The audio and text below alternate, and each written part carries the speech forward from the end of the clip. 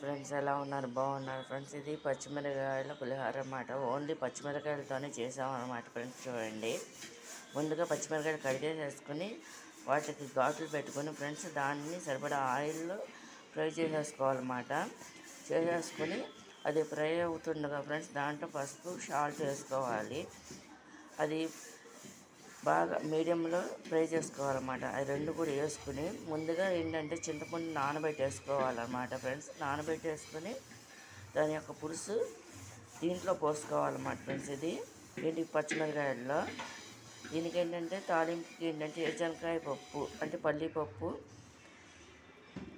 ఎండుమిరకాయలు, కరివేపాకు, పచ్చెనగపప్పు, మినపప్పు వేసేసుకోవాలన్నమాట ఫ్రెండ్స్. దీంట్లో ఆవాలు, జీలకర్ర అన్నీ కూడా వేసేసుకుని తాలింపు వేసేసుకోవాలన్నమాట. వేసేసుకుని ఇదంతా కూడా కలిపేసుకోవాలన్నమాట ఫ్రెండ్స్.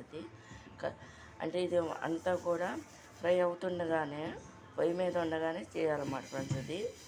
అంటే కారం అయితే ఏమీ అవసరం లేదు, ఎందుకంటే ఇది అచ్చంగా పచ్చిమిరకాయలే కాబట్టి, ఓన్లీ పచ్చిమిరకాయలే కాబట్టి. దించేసే ముందు ఏంటంటే కొంచెం ఆవపిండి, మెంతిపిండి కూడా కలుపుకోవాలన్నమాట ఫ్రెండ్స్. కలిపేసుకొని ముందుగా రైస్ వండుకొని రెడీ పెట్టుకుని ఉంటాం కదా, ఆ రైస్ కలిపేసేసుకోవాలన్నమాట పులిహోరకి అనమాట, వేడి అన్నాన్ని అనమాట.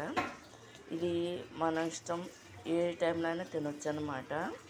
అంటే పచ్చిమిరకాయ అంటే ఎక్కువ మంట ఉంటుంది కాబట్టి దాన్ని బట్టి మనం వేసుకుని కొంచెం అయినా వేసుకుని ఈ విధంగా చేసుకోవచ్చు. పచ్చిమిరకాయలు తక్కువతో అయినా సరే వేసుకుని ఫ్రై చేసుకుని ఈ విధంగా చేసుకోవచ్చు అన్నమాట ఈ పులిహోరకి అనమాట. ఇది కనుక మీకు నచ్చినట్లు లైక్ చేయండి, షేర్ చేయండి, సబ్స్క్రైబ్ చేయండి.